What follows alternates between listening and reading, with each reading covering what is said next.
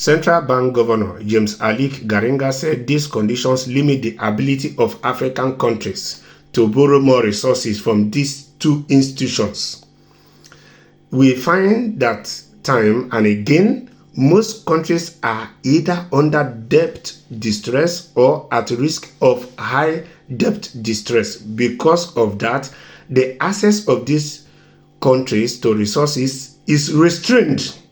So we believe this is something we will keep pushing, and one day we shall have our rating, or we shall have more voice at global financial table, because even at the moment in the global setting, there are tables where Africans don't sit on the table, he explained.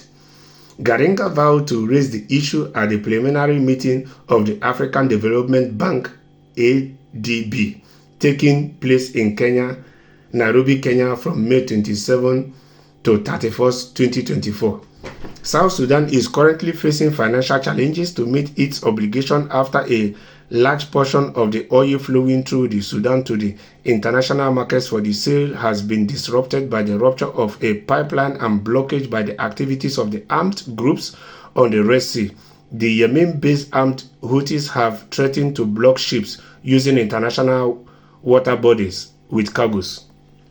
So, apparently, you see, that is that thing we have always been saying.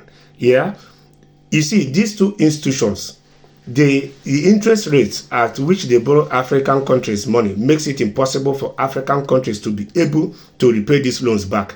Even to some extent, you'll find out that no matter, even after years of borrowing this money, even with years of restructuring, these African nations or countries are facing financial distress. They can never be able to meet up with the expectations, because the essence of borrowing them this money is indirectly to enslave them, because this IMF or World Bank is working for the people that created them, and they cannot borrow you your money, their money, for nothing without getting anything in return, because whatsoever these people are doing for Africa, they are gaining 100 times far more than what they are giving you. And they don't expect you to pay, because then they can then implement monetary policies that are supposed to be taking place in your country, and by abiding by these monetary policies, they are controlling your countries. And this is a modern day reality in Africa. This is what is happening in most African countries, because IMF keep recommending monetary policies to these African countries, in quote, for these countries to be able to effect these monetary policies to pay them this money. You see that even after years, IMF is controlling the economies of this country by controlling the policies, and in return, these countries won't be able to pay the money.